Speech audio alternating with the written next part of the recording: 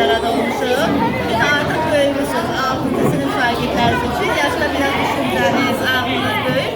Bugündən artıq biz restorandayıq, yəni ictimai yaşa yerlərindəyik. Bugündən bayram şənliyi. Hər birinizi təbrik edirəm. Yəqin ki, siz də məni təbrik edirsiniz.